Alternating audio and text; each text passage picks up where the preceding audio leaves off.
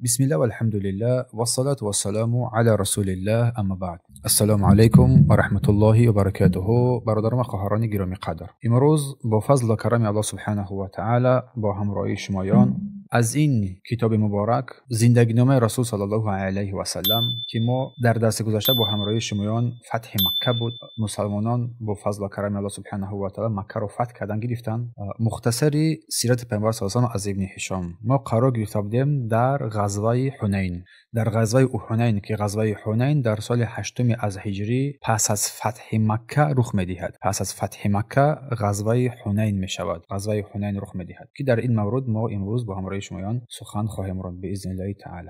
ابن اسحاق رحمه الله تعالی می‌فرماید که وقتی که قبیله حوازین، یکی از نام‌های قبیله هاست، خبر یافتند که رسول الله صلی الله علیه و سلم مکه رو فتح کردند، پیروزی بر رسول الله صلی الله علیه و سلم برای فتح مکه آمد و در اینجا مالک ابن عوف نصری آنها را جمع کرد، این قبیله حوازین و همه اینها را، و به حوازین قبیله ثقیف نیز همراه شدند. همه قبیله های ناصر و جوشم و سعد ابن بکر همه آنها آمدند و این چنین یک چند نفر از بنی هلال هم گرچه کم هم بودند آنها نیز پیوستند. از قبیله های قیس، ایلان کسی دیگر هم در این جنگ اشتراک نکرد. و وقتی که پیامبر الله صلی الله علیه و سلم از تیاری و جمع شوی آنها خبر یافت، این قبیله حوازین و آن کسانی که در اطراف آنها بودند آنها را جمع گیر کردند. وقتی که رسول الله صلی الله علیه و سلم از حال اینها خبردار شد صلی الله علیه و سلم از تیاری آنها، عبدالله ابن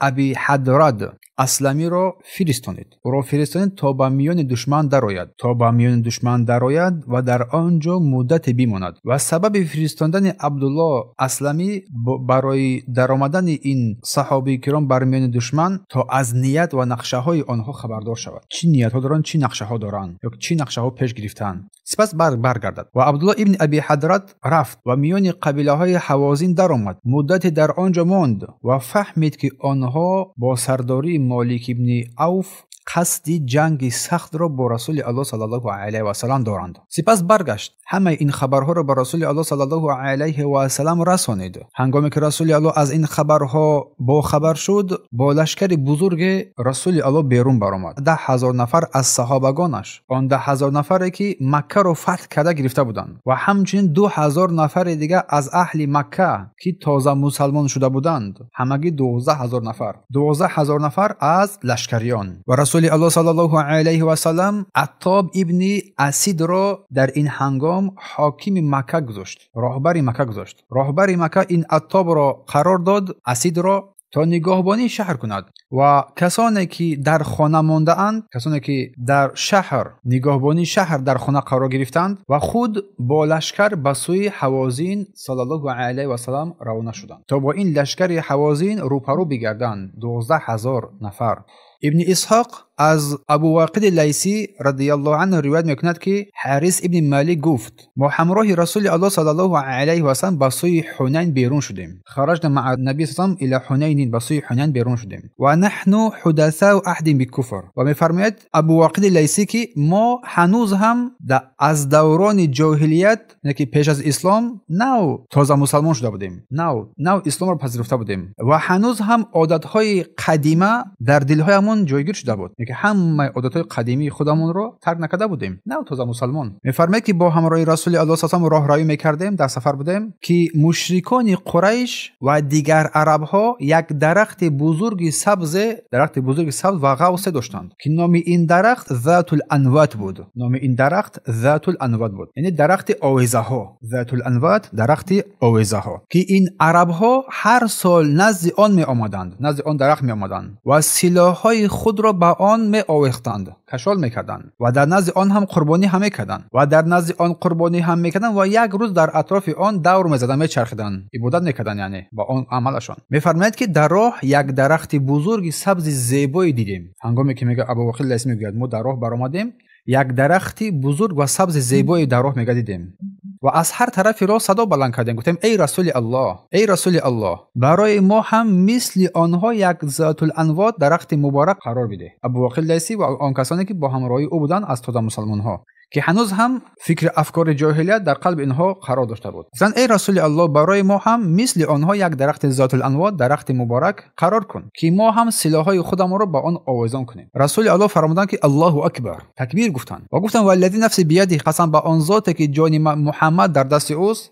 همین سخن را شما گفتید که قوم موسی با موسی گفته بودند اجعل لنا الها کما لهم الهه انهم قوم تجهلون. گفتند که ای موسی همان طور که آنها را معبودان است الهه است برای ما نیز این گونه معبودان قرار بده. و موسی گفت انکم قوم تجهلون، شما به درستی که شما به نهایت قوم جاهلی هستید. در سوره اعراف یعنی برای ما هم خدای قرار بده که مقرر کن که همان طوری که برای اینها برای این مشرکان خدایانی هست. قوم موسی به موسی گفتند وقتی که از دست فرعون نجات یافته بودند و رسول الله گفتند که این همان سنت و راه گذشتگان است، شما حتما از پی کسانی میروید که پیش از شما بودند، یعنی در شرک، در بت پرستی، در گمراهی و اهل بدعتکاری و ضلالت ها. و جابر ابن عبدالله رضی الله عنه روایت میکنه که وقتی که ما به وادی حنین نزدیک شدیم صبح بروق هنوز هم تاریکی بود که روشن نشده بود، صبح بروق بود. از یک دره سخت منطقه تیحامه، یک منطقه که دره تیحامه نام دارد، از همون دره ما پایین میفرمادیم، به سوی پایین میفرمادیم. در حالی که ما به سوی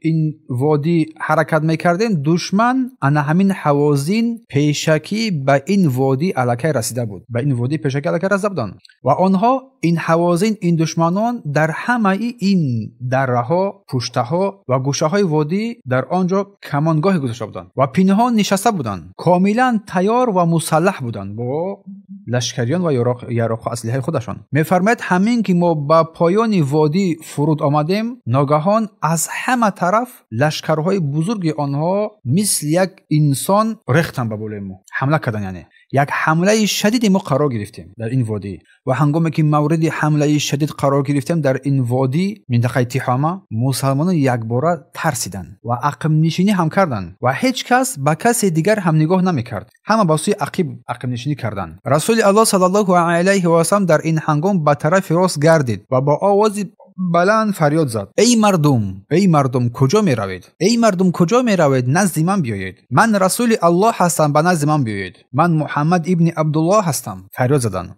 اما این هنگام هیچ فایده نکرد این فریاد. در این هنگام هم از این شدت ترس شترها با هم برخوردند، با هم زدند. آدما از بالای شترها هم غلطیدند و میگریختند. فقط چند نفر با همراه پیامبر صلی الله علیه و آله ماندند، گروه از مهاجران، انصار و اهل بیت او، تقریبا 80 یا 100 نفر. ابن اسحاق در اینجا باز میگوید که وقتی که لشکر فرار کرد و تازه مسلمانان آن نو مسلمان مکه نیز هنوز ایمانشون ضعیف الایمان بودند و این شکست سخت را دیدن، بعضی از آنها از روی کینه و حسدی که در دل داشتن سخنهای بد هم گفتند که مثلا امروز محمد مغلوب شد، شکست خورد و ما باز به دین قدیم خود باز برمیگردیم و غیره. هم خیلی سخنها را گفتند و این لحظه سخت‌ترین این غزوه حنین بود. و سپس بعد از چند دقیقه رسول الله صلی الله علیه و سلم با همون چند نفری باقی مانده ایستادگی کردند و عباس با آوازی بلند مردم را دعوت کرد و مسلمانان این هنگام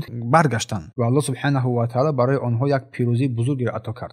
ابن اسحاق روایت میکند که شیبه ابن عثمان ابن ابی طالحه از بنی عبدالدر گفت من در دل خود میگفتم امروز انتقام پدرم را از محمد میگیرم. امروز روز انتقام گیری است، من باید انتقام پدرم را از این محمد بگیرم که پدرم در جنگ احد کشته شده بود. امروز من محمد را میکشم. این شیبه این سخن را گفت. میفرماید که من به سوی رسول الله صلی الله علیه و سلم دویدن گرفتم تا او را بکشم. ناگهان چیزی، یک نور یا فرشته به سر من زد. همین که بر بالای سرم زد دلم پره محکم شد، پوشیده شد قلبم. هنگامی که دلم پره شد نتوانستم دیگر حرکت کنم، دست و پایم از کار ماند، نتوانستم دیگر حرکت کنم. و این هنگام میفرماید این شیبه که این هنگام من درک کردم، من پیمودم و فهمیدم که او صلی الله علیه و سلم از جانب الله حفظ می شود و من باشد هرگز به او دسترسی کردن نمیتوانم. ابن اسحاق میفرماید که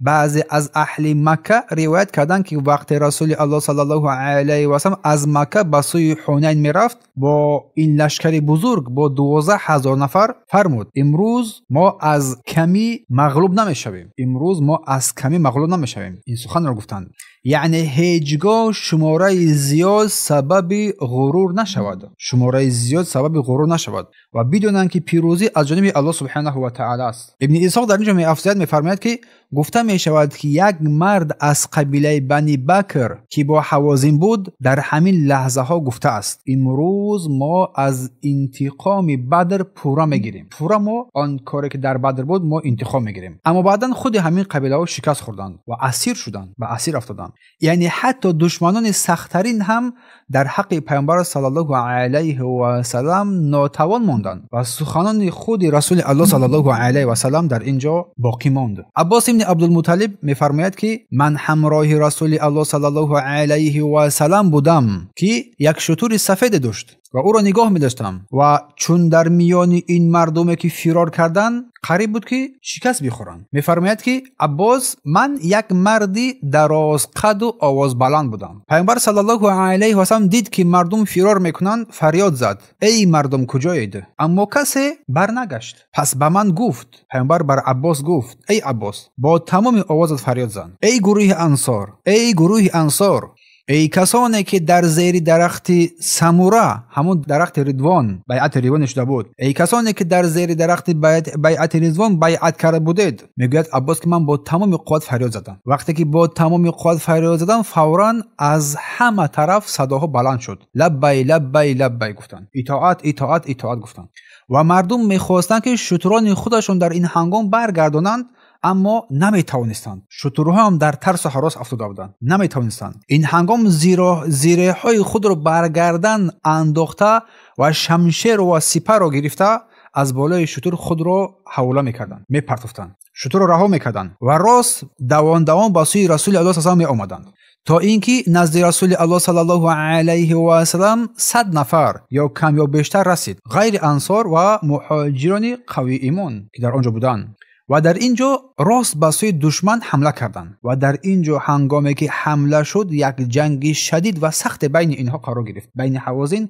و رسول الله صلی الله علیه و آله. و اولین ندای آنها این بود که یا انصار، ای انصار، ای انصاری ها به کمک، ای انصاری ها به کمک. و سپس صدا پس شد و گفتند یا خزرج، ای خزرجی ها، قبیله بزرگ انصاری ها، ای خزرجی ها به کمک. و رسول الله صلی الله علیه و سلم از بالای شتر با این جنگ نگاه میکرد صلی الله علیه و سلم و جنگ این مسلمانان رو مشاهده کرد که مسلمانان در اینجا بسیار سخت میجنگند و دیده ایستاد از رسول الله صلی الله علیه و سلم که دشمن پشت گردونده ایستاد از آیسته آیسته عقب نشین دارد. در این هنگام رسول الله صلی الله علیه و سلم خندیدند، خنده کردند و فرمودند حالا نو جنگ گرم شد، حالا نو جنگ گرم شد، یعنی حالا نو حقیقت جنگ نو شروع شد، الان پیروزی نزدیک است، الان پیروزی نزدیک است. و با فضل الله سبحانه و تعالی انا همین طور هم شد. گفته رسول صلی الله علیه و سلم چند دقیقه بعد هم نگذشت که لشکر حوازن پورا شکست خورد و فرار کردند.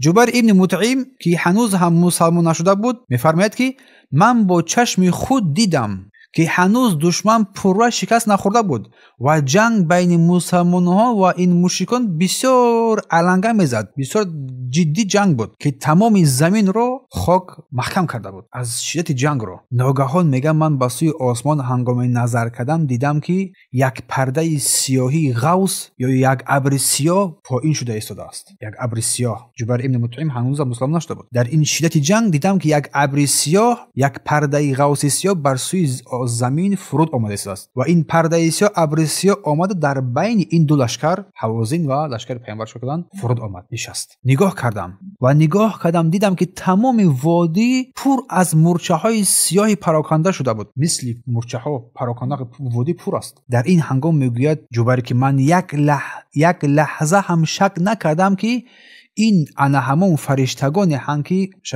که محمد میگفت، لشکر الله. همین که این لشکر پایین فرامد تمام دشمن پراکنده شد، هر که فرار کرد گریخت، شکست خودن در حال. ابن اسحاق ادامه میدهد میفرماید که وقتی که مشرکان کاملا مغلوب شدند اکثریت با سردارشان مالک ابن عوف به شهر طائف فرار کردند و در آنجا محاصره شدند. گروه از وادی اوتاس در آنجا قرار گرفتند و مقابلیت نشان دادند و گروه دیگر به طرف نخله گریختند. در میان آنها فقط قبیله بنی غیره از ثقیف بودند خلاص. پس در اینجا این سوارگان، این چاواندازان پیامبر صلی الله علیه و سلام که سروری با سروری خالد ابن ولید بود، آنهایی را که بر سوی نخله گریختند آنها را تعقیب کردند، از پشت آنها رفتند، همه آنها را نابود یا که اسیر گرفتند با سرداری خالد.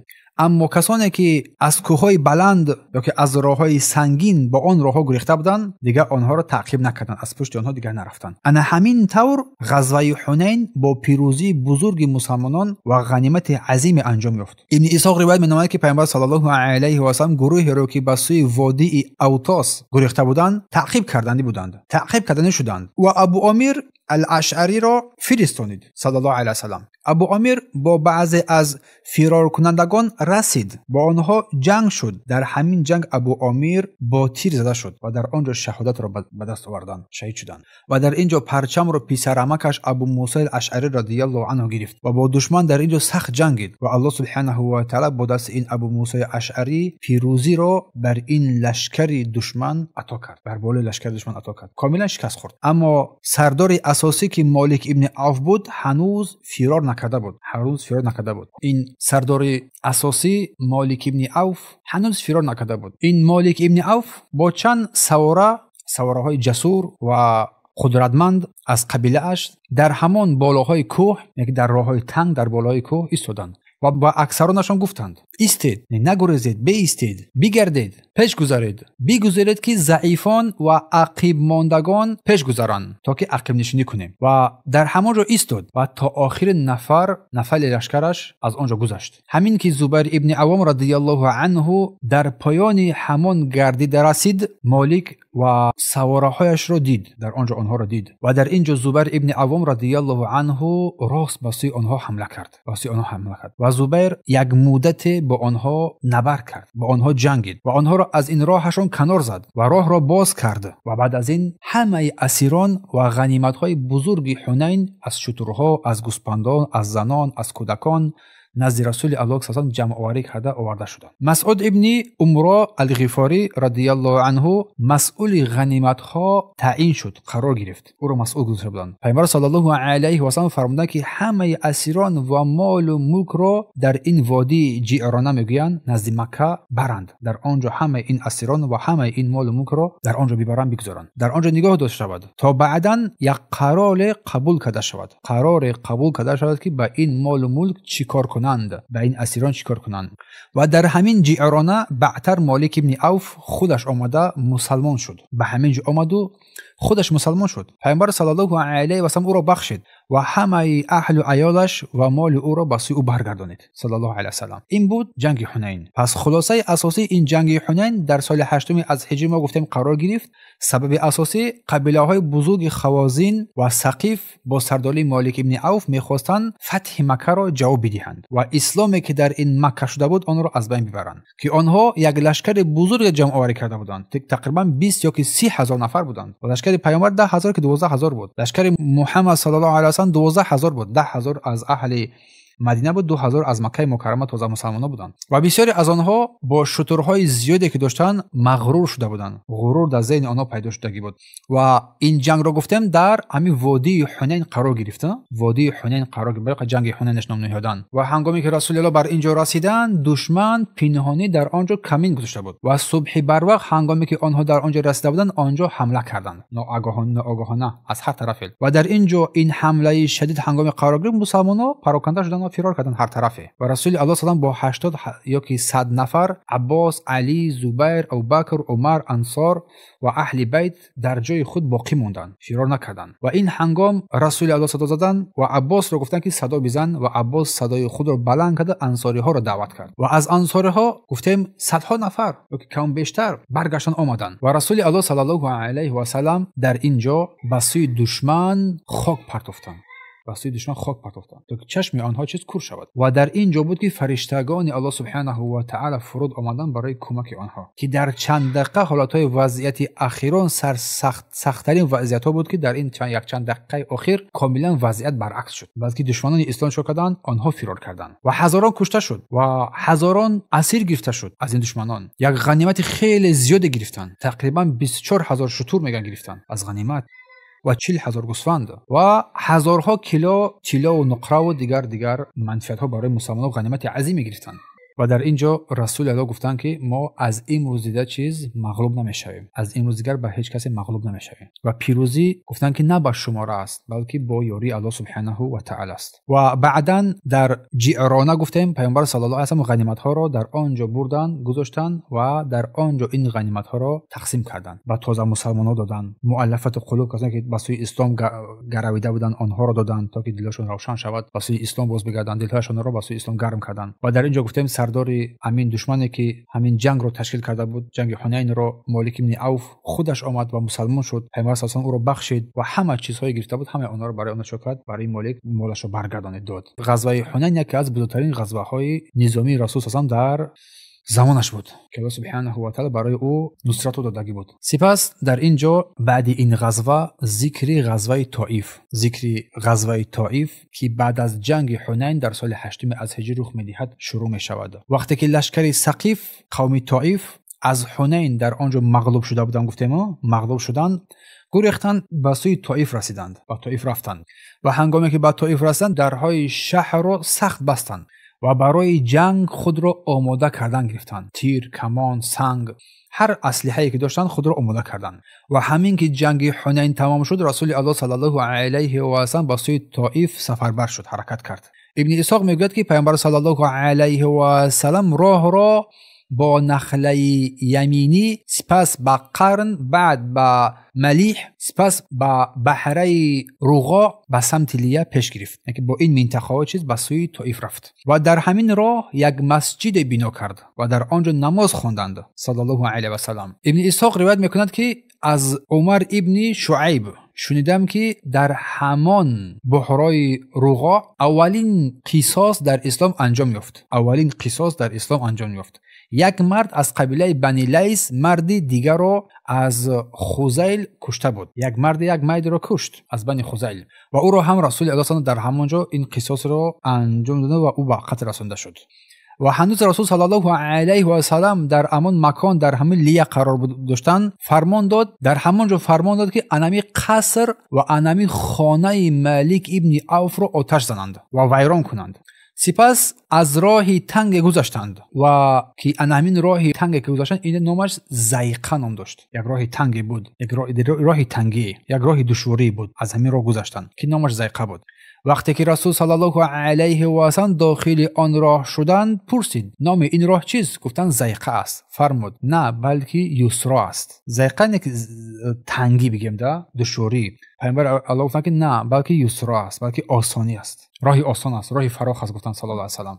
بعداً از آن را برآمدند که در آنجا به نزد یک درخت کبوت بزرگ رسیدند که نام این درخت سدره بود و این درخت در نزد باغی خانه یک مرد ثقفی بود. پیامبر صلی الله علیه و آله به او پیام فرستاد و فرمود که یا خودت نزد ما بیا و مسلمان شو یا دیوارهای باغت را ویران میکنیم و درختهای این باغ را میبریم. و آن مرد ثقفی رد کرده که نزد پیامبر صلی الله علیه و آله بیاید. پس رسول الله صلی الله علیه و آله امر داد که باغ و دیوارهای او را پورا ویران کند و سپس لشکر رسول الله صلی الله علیه و پیش رفتند. نزدیک به طائف فرود آمدند و در آنجا خیمه ها زدند. و در اول لشکر رسول صلی الله علیه و آله خیلی نزدیک به دیوار شهر ایستاده بودند.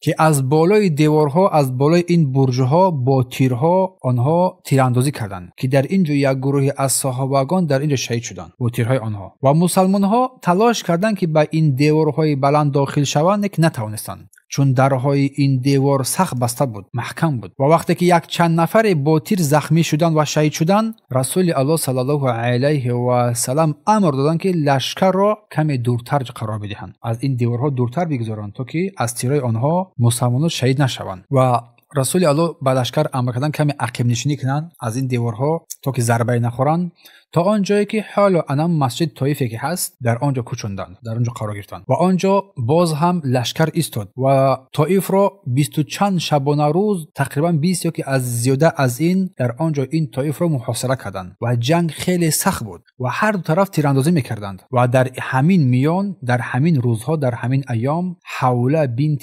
حکیم زن عثمان ابن عفان آمد و گفت ای رسول الله اگر الله این طائف را با دست شما کشاید اگر الله با دست شما این طائف را کشاید به من گردنبند و زیورهای بادیه بنت غیفان یا که فاریعه بنت عقیل را دهید، گردنبندهای آنها را به من بدهید، که زیراها و بایگری آنها را. و گفتند که چون این دو زن از زیباترین زینتترین زنان ثقیف بودند. این دو زن گفتند که پیامبر صلی الله علیه و سلم با تبسم فرمود ای خوله اگر الله به ما اجازت ندهد که غنیمت از ثقیف گیریم چی؟ این چی می شود؟ مبادا که الله برای ما اجازه نده که ما از این ثقیف غنیمت بگیریم.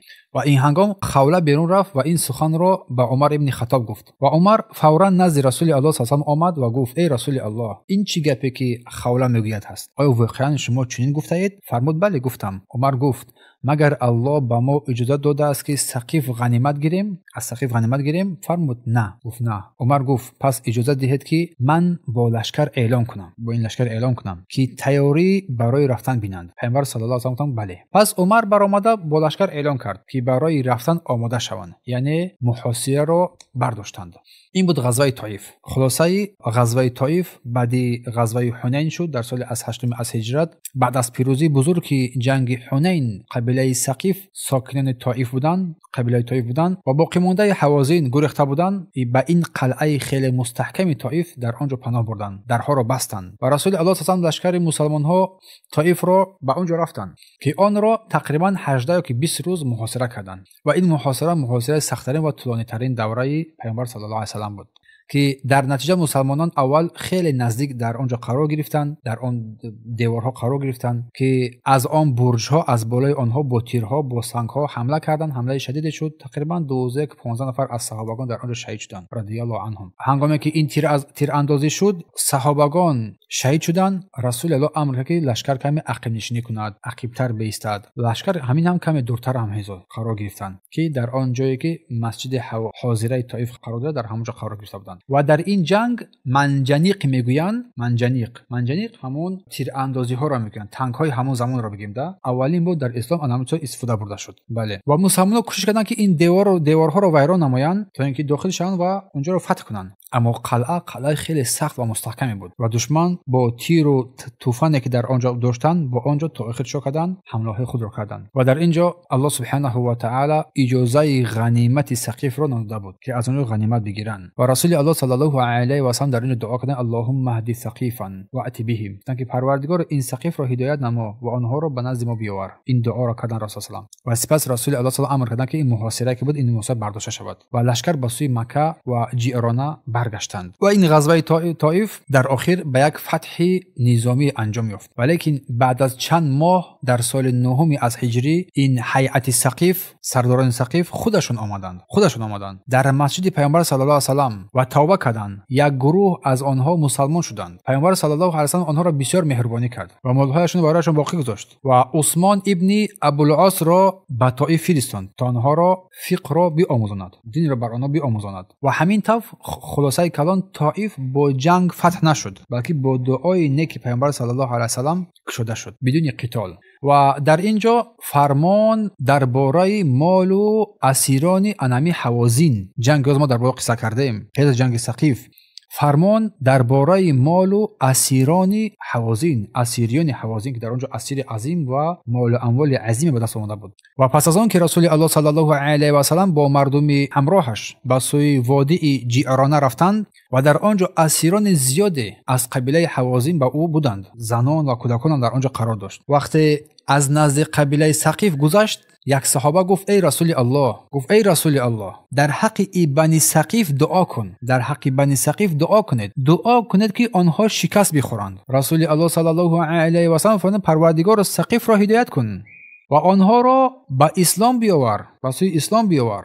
و در همین منطقه جعرانه هیئت از حوازین که اکنون مسلمان شده بودند، اسلام آورده بودند، نزد رسول الله صلی الله علیه و آله آمدند که در آن زمان در دست مسلمان ها از اسیران حوازین تقریبا 6000 نفر بود. از زن و کودکان 6000 نفر اسیر افتاده بودند و شماره به حساب گوسپند و شتران هم بود که در بالا ذکر کردیم. و ابن اسحاق از عبدالله ابن عمرو روایت میکند که هیئت انامین حوازین گفتند که ای رسول الله، ما یک قبیله ایم و ما یک خویشاوندیم و این بلا و مصیبتی که به ما رسید، این بلا و مصیبتی که برای ما رسید برای شما این پوشیده نیست. ای رسول الله، لطفاً بر ما بخشش کنید، ما را ببخشید، الله هم شما را ببخشد.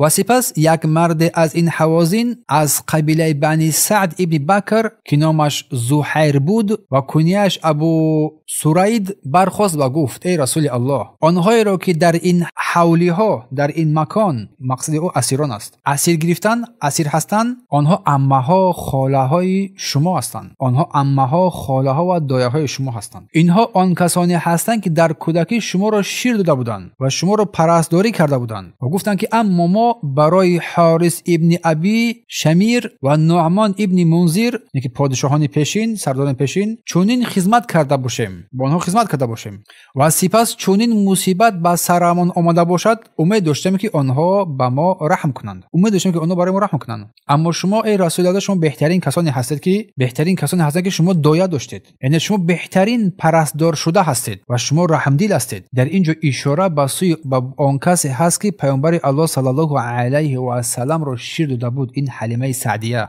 و این انا همان قبیله بنی سعد است که رسول الله را شیر داده بود، واسه همون اشاره است. و در ادامه سخن میگوید که رسول الله صلی الله علیه و سلم به آنها رحم کرد، همه اسیران و همه مالهای آنها را به حوازین برگردانید. و این یک نشان بزرگ اخلاق رسول صلی الله علیه و سلم که رحم دل بودند، هنگامی کسی از او رحم می‌خواست او را رحم می‌کردند. پس رسول الله صلی الله علیه و سلم در این هنگام فرمودند که آیا فرزندان زنانشون برای شما از مال و ملکتون عزیزتر است؟ آنها گفتند ای رسول الله، شما ما را بین مالمان و ناموس ما، یعنی فرزندان زنهایمان اختیار دادید. ای رسول الله، ما زنان و فرزندان خود را اختیار میکنیم، این برایمان، این زنان و فرزندان برایمان از هر سه دیگر ده عزیزتر است. و رسول الله فرمود که هرچی که از غنیمت به من از بنی عبدالمطلب رسیده است، همه آن برای شما بازگردانده می شود. وقتی که گفتن که من نماز پیشین رو با مردم خواندم، شما برخیزید و بلند بگویید ما از رسول الله صلی الله علیه و سلم خواهش میکنیم که در حق ما به مسلمان ها شفاعت کند و از مسلمان ها خواهش میکنیم که در حق ما به رسول الله شفاعت کنند درباره زنان و فرزندانمان. در همان لحظه به شما میدهم و برای شما از دیگران هم درخواست میکنم. وقتی که رسول الله صلی الله علیه و سلم نماز پیشین را خواندند، در اینجا همین حوازین ها، همین قبیله برخواستند و همان سخنی رو که پیامبر فرموده بود بلند گفتند. رسول الله فرمودند هرچی از غنیمت به من از بنی عبدالمطلب رسیده بود همه از شماست، به هم را به شما برمیگردونم، یعنی که حصه ما هم داده می شود، حق ما داده می شود. و انصاری گفتند حصه ما هم، که هر دو از مهاجران و انصار حصه های خود را نشون کردن میدهند. از مهاجران، از انصاری ها، اینها حصه های خود را بر رسول الله دادند، یعنی اونها را بر رسول الله چه کردند؟ واگذار کردند. و اما در اینجا یک چند نفر مقابلیت نشان دادند، نخواستند، یک چند نفر مقابلیت نشان دادند که آنها ارقا ابن حارث گفتند که من و قبیله بنی تمیم هیچ چیز گفتن نمیدهیم از مال خود، و اویینه ابن حسن همچنین گفتند که من و قبیله بنی فزاره هیچ چیز هم نمیدهیم. از نام قبیله های خود سخن کردند، در اینجا سخن یادآور شدند. و در ادامه با وجود این رسول الله صلی الله علیه و سلم با حکمت و سخاوتمندی کار را پیش بردند و در نهایت همه این اسیرانی که بعد دست گرفته بودند همه آنها را آزاد کردند، همه آنها آزاد شدند و مالهایشان نیز به آنها برگردانده شد. و این حادثه یک حادثه مشهور در تاریخ اسلام به نام فتح الحنین و سخاوتمندی بزرگ پیامبر صلی الله علیه و سلم مشهور شد این حادثه. و رسول الله صلی الله علیه و سلم فرمود که هر کسی که از شما در این غنیمت در این اسیران حق داشته باشد، هر کسی از شما در این غنیمت در این اسیران حق داشته باشد، برای هر یک انسان، یعنی که برای هر یک اسیر بر او 6 حصه از غنیمت اولین داده می شود. 6 حصه از غنیمت برای چه داده می شود. پس به مردم، پسرانشان و فرزندانشان و همه زنهایشان که همه اونا در اسرا افتاده بودند، همه اونا برگردانده شدند بر قومشان. سپس رسول الله صلی الله علیه و سلم وفد حوازن به سوی آنها رو آورده و درباره مالک ابن عوف پرسیدند. از مالک ابن عوف پرسیدند که او چی کرد؟ گفت کجاست او چی کرد؟ آنها گفتند که او در طایف است. مالک ابن عوف در طایف با قبیله ثقیف قرار گرفته در همانجا. پیامبر صلی الله علیه و سلم فرمود که به مالک خبر بدهید، خبر را به مالک برسانید و بر او بگویید که او مسلمان شود و به نزد من بیاید. اگر او مسلمان شود به نزد من بیاید، من اهل عائله‌اش و مال و ملکش را به سوی او باز میگردانم و سپس همچنین با 100 شتر دیگر برای وی هدیه میکنم. 100 شتر دیگر برای وی هدیه میکنم گفتند. و این خبر به مالک رسید. وقتی خبر بر او رسید، او از آن ترسید که اگر ثقیف بیمانند که پیامبر صلی الله علیه و آله چنین وعده دادند، او را باز دارند، او را محکم کنند، ببندند و نگذارند که رود. بنابراین او پنهانی امر کرد که شتر سواریش را آماده کنند و اسبش را نیز بر پایان طایف بیاورند و در این شب‌های تاریکی پنهانی از طایف بیرون شد. سپس به اسب خود سوار شد تا به جایی رسید که شترش را نگاه داشته بودند. سوار شتر شد و به سوی پیامبر صلی الله علیه و سلم رهسپار گردید. این مالک او پیامبر صلی الله علیه و سلم را در جعرانه یا مکه دریافت کرد، با او واخورد. رسول الله صلی الله علیه و اهل عائله و مال و ملک او را به سوی او بازگرداند و 100 شتر دیگر برای وی هدیه کرد. 100 شتر دیگر برای وی هدیه کرد. مالک در این هنگام در آنجا مسلمان شد لکی و اسلامش را خوب کرد، نه اسلامی زبانی، اسلامش را خوب کرد و کامل کرد. و این حادثه بعد جنگ حنین بود، وقتی که قبیله حوازن اسیر شده بود و بعداً بسیاری از آنها آزاد کرده شدند و غنیمت‌های آنها بازگردانده شد. ابن اسحاق روایت می‌کند که وقتی که رسول صلی الله علیه و سلم از بازگرداندن اسیران حنین و اهل آنها فراغت کردند، که این کار را به اتمام رساندند، سوار اسب خود شدند و رهسپار گردند به سوی مردم از پشت او صلی الله علیه و سلم پیگیری میکردند و با آواز بلند میگفتند ای رسول الله، غنیمت‌های ما را، یعنی که شترها و گوسفندان ما را، آنها را در بین ما تقسیم کن، بر ما تقسیم کن آنها را. و تا آنجایی که او صلی الله علیه و سلم را زیر یک درخت مجبور کردند، در نزد وی بسیار جمع شدند، ازدحام کردند و جامه‌اش را از تنش کشیده شد و در شاخه‌های همون درخت آویزان کرده شد. پیامبر صلی الله علیه و سلم فرمودند که ای مردم، این ردای مرا بازگردانید، این جامه مرا یا که این ردای مرا بازگردانید. و گفتند که به الله قسم، اگر شما را با اندازه این شماره درختان دشتی طعمه میگویند، یعنی بینهایت زیاد، درختان بینهایت زیاد، مال و دولت می داشتم، همه‌اش رو بین شما تقسیم میکردن. اشاره به سوی درختانی که شماره بسیار از درختان بود. اگر من اینقدر مال و پول داشتم، همه‌اش رو در بین شما تقسیم میکردم و هرگز بر آن بخیلی نمیکردم و ترسانچکی هم نمیکردم. و سپس نزد یک شتر ایستادن و از کوهان شتر، هم بالای شتر هم بلندی شتر، از پشم شتر گرفتند و آن را در بین دو انگشتان خود نگاه داشتند و بالا برشان و سپس فرمودند ای مردم، به الله قسم، از این همه غنیمت ها من حتی به اندازه یک موی این شتر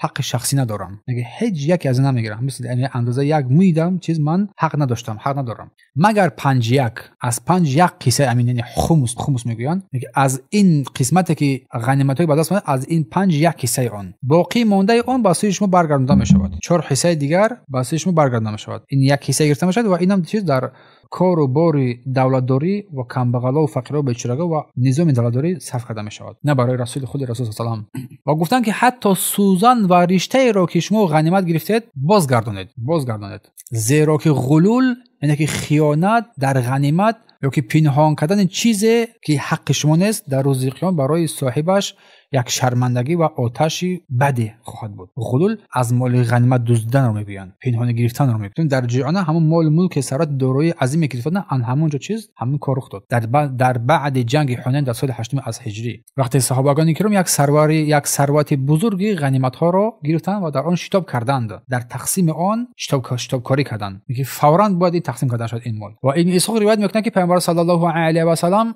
بر مؤلفه القلوب، یعنی کسانی که دلهایشان به سوی اسلام جلب کرده می شود، از این ثروت‌های غنیمت‌ها بر آنها بسیار دادند، بر آنها هدیه کردند دادند و از این مردم سرور و بزرگان قبیله‌های قرار داشتند، بر آنها دادند به خاطر آنکه که آنها و قومشون به سوی اسلام روی بیاورند. ابن اسحاق از عبدالله ابن عمرو ابن عاص رضی الله عنه روایت می‌کند گفتند یک مرد از قبیله بنی تمیم که او را ذوالخویسره میگویند، از بنی تمیم ذوالخویسره میگویند، پدری خردجامه ذوالخویسرهش میگفتند، آن آمد از بنی تمیم در حالی که رسول الله صلی الله علیه و سلم بین مردم غنیمت تقسیم می‌کردند و نزد رسول الله ایستادند و گفتند ای محمد من امروز دیدم که چی کردی. پیامبر فرمود بله چی دیدی؟ من چی کردم تو چی دیدی؟ او گفت من تو را عادل ندیدم، تو عدالت نکردی امروز.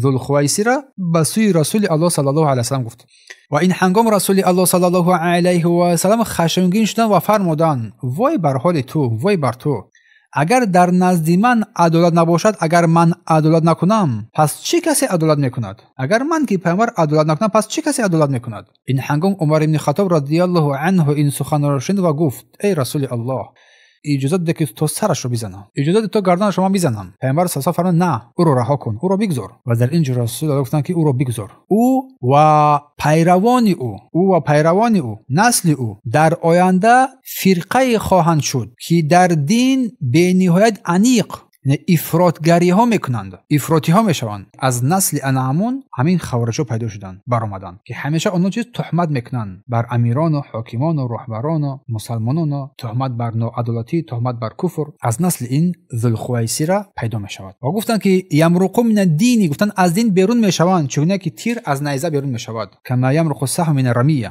یعنی از اسلام حقیقی کاملا خارج میشوند. و این شخص ذوالخویسره تمیمی اولین نمونه خوارج بود در زمان پیامبر صلی الله علیه و آله. بعدن انا همین از نسل همین از همین تفکرش باعث گردید که خوارج پیدا شود که آنها از حد زیاد در دین غلو میکردند و مسلمانان را با گناهان تکفیر میکردند. ابو سعید خدری رضی الله عنه فرمودند که وقتی که رسول الله صلی الله علیه و سلم از آن غنیمت‌های بزرگ حنین به قریشیان و سروران قبیله‌های عرب میداد، هدیه‌های کلان میداد، ولی که به انصاری‌ها هیچ چیز نمیداد. و این قبیله انصار یعنی اوس و خزرج در دل‌هایشان یک رنجش پیدا شد، رنجیدند و گپ و چک میان آنها زیاد شد تا جایی که یکی از آنها گفت والله رسول الله صلی الله علیه و آله بالاخره به قومش قریش رسید، در آخر به سوی قومش رسید، به سوی قومش بازگشت. و سعد ابن عباده سردار خزرج بود، نزد پیامبر آمد و گفت ای رسول الله این قبیله از انصاری ها از آنچه که شما با این غنیمت کردید در دلهایشان ناراحتی پیدا شده است. سعد سردار انصاری ها بود،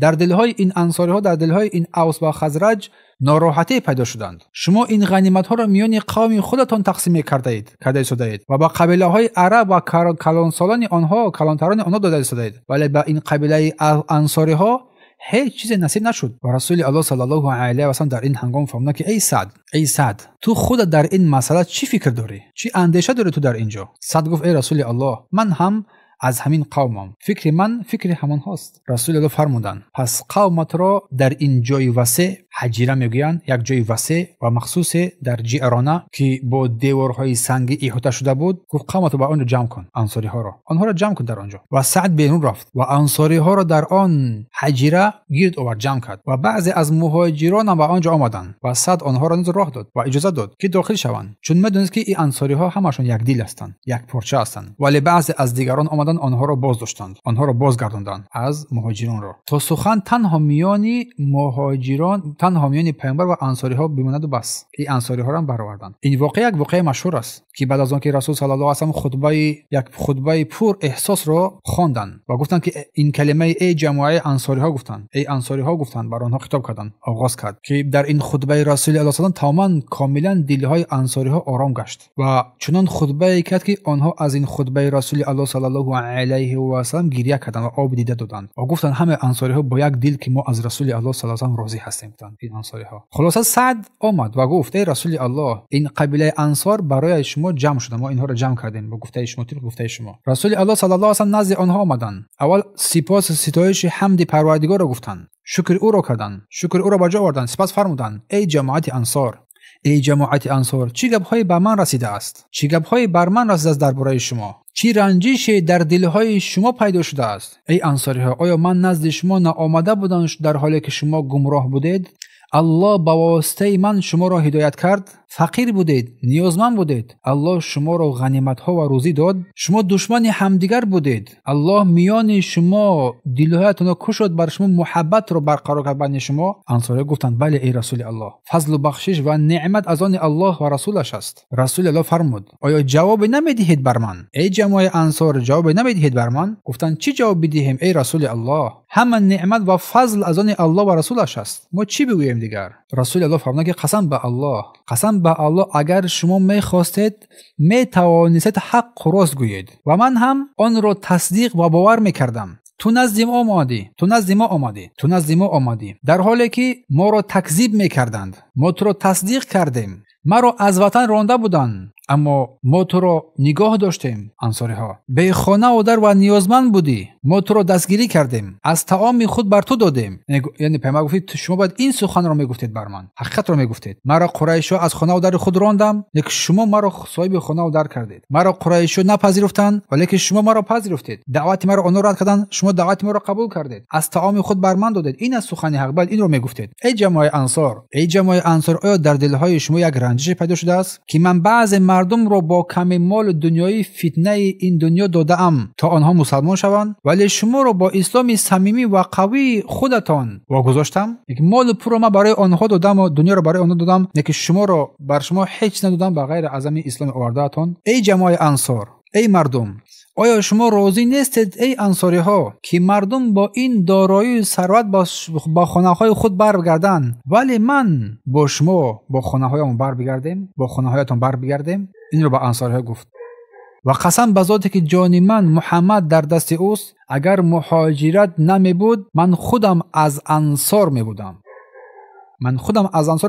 اگر تمام مردم یک راه روند و انصار راه دیگر روند، من حتما راه انصاری ها را انتخاب میکنم. پروردگار به انصار رحم کن و فرزندان انصار رحم کن و با نبیره های انصار رحم کن. و هنگامی که این سخن ها رسول الله صلی الله علیه و سلم گفتند، تمام مردم از انصاری ها سخت گریه کردند، تا آنجای گریه کردند که تمام ریشهایشان اشکهایشان تمام ریشهایشان را ترک کرد. با یک آواز فریاد زدند و گفتند ای رسول الله، آن قسمتی که تو کردی، ما از آن قسمتی که رسول الله آن حصه‌ای که تقسیم کرده است ما راضی هستیم. گفتند ما راضی شدیم. و در اینجا رسول الله صلی الله علیه و سلم رفتند و مردم در اینجا پراکنده شدند. این خطبه رسول الله صلی الله علیه و سلم دلهای انصاری ها را از همه گونه چیزها پاک کرد و محبت آنها بر رسول الله صلی الله علیه و سلم باز هم افزود. بعد از این حادثه انصاری ها هیچگاه در تقسیم غنیمت دیگر شکایت نمی‌کردند. ابن اسحاق می‌فرماید که سپس رسول الله صلی الله علیه و سلم از جعرانه برای ادای عمره خود، عمره القضا، عمره‌ای که در سال گذشته نموده بودندشان اهل مکه، عمره قضا یا که عمره جبرانی به سوی مکه رهسپار شدند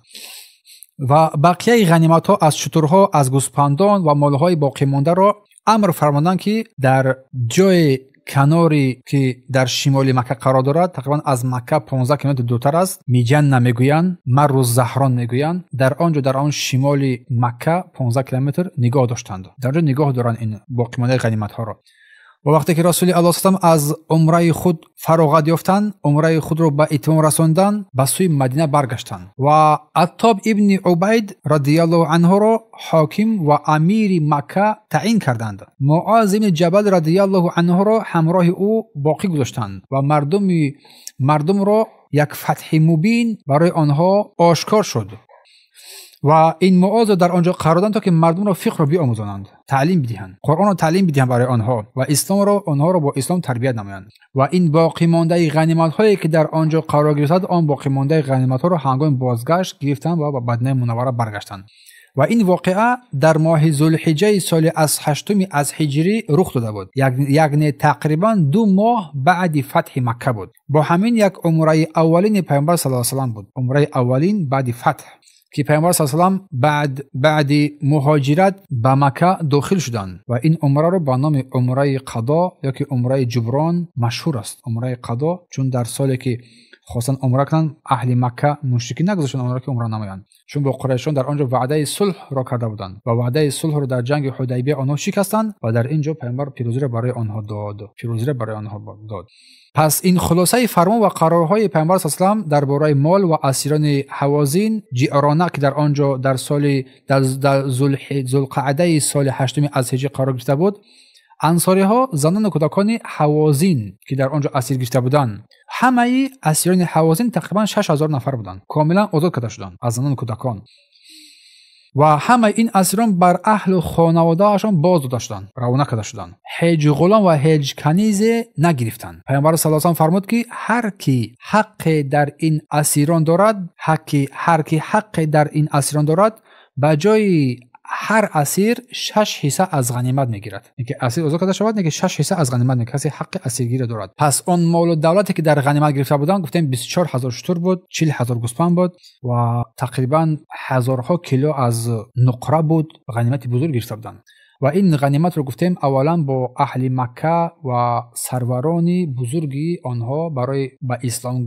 گرویدن آنها دادند تا که اسلام آنها مستحکم شود، یا به تازه مسلمان ها. در اینجا به ابو سفیان مثلا 100 شتر داده بودند، به ابو سفیان 100 شتر داده بودند و سروان ابن امیه نیز 100 شتر داده بودند. اما انصاری ها از این غنیمت ها هیچ چیزی نگرفتند، به آنها هیچ چیزی نرسید. در اول در دلشان چیزی پیدا شد، نه که در آخر چیز پیامبر آنها را با سخنانشان صداقت بودن آنها را اثبات کرد. آن خطبه مشهوره که دلهای آنها را آرام کرد و آنها را راضی کنانید.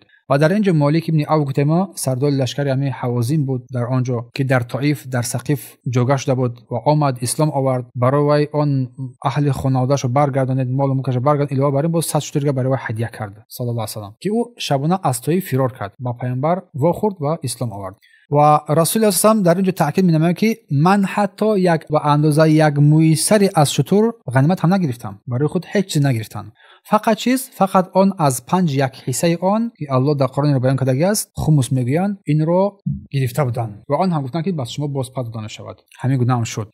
و همچنین در آنجا بیان کردند که غلول در این نشدن، خیانت در این غنیمت نشود، کسی به اجازه هیچ چیزی از آن را نگیرد. اگر هر کسی گرفت در آخرت در روز قیامت شرمندگی و آتش برای او خواهد بود. پس در آخر انا همین قبیله حوازین و ثقیف همه اینها با فضل و کرم الله اسلام آوردند و مسلمان شدند. پس این واقعه یک واقعه عظیم است که نشون میده که رسول صلی الله علیه و آله غنیمت ها را برای قوت بخشیدند و مردم را به سوی اسلام دلهای آنها را گرویدند، نه برای بایگری شخصی خود یا که قوی شدن خود این کارو نکردند. پس رسول الله صلی الله علیه و آله تمام اسیران حوازین را گفتیم آزاد کردند. مالها برای جلب دلها بر مردم، بر رئیسان، بر راهبران، بر دیگر کسا داده شد تا که به سوی اسلام گرویده شوند، جلب نمایند. و در اینجا رسول صلی الله علیه و بهترین عدالت را کردند و حکیمانه کار فرمودند و سیاست خود را پیش بردند. فقط در اینجا انا همون ذوالخویسی را که پیدا شد گفت ای محمد تو عدالت نکردی، از نسل اونا پیامبر گفت انا همین قوم پیدا میشود، انا همین خوارجا، پس عبادت شما را حقیر میشمارند و آن اعمال نیک شما انجام میدن اون را حقیر میشمارند. ولی گفتم پیامبر چیز اینها یمرقم من السهم، از سهم از تیر از نیزه میبرند، چونه که چیز تیر از نیزه میبرد، انا گفتن از اسلام بیرون خارج میشوند. گفتن صلی الله علیه و آله از اینجا از همین جا انا همین خوارج از نسل اینا بعد سپس آینده داد پیدا شدند و تا حاضر تا روز قیامت اینها الله اعلم باقی میمونند که آنها بسیار یک قوم زشت و خون شار هستند. الله سبحانه و تعالی ما و شما را از همه گناه زلات و فتنه ها در پناه اسمش نگاه بدارد.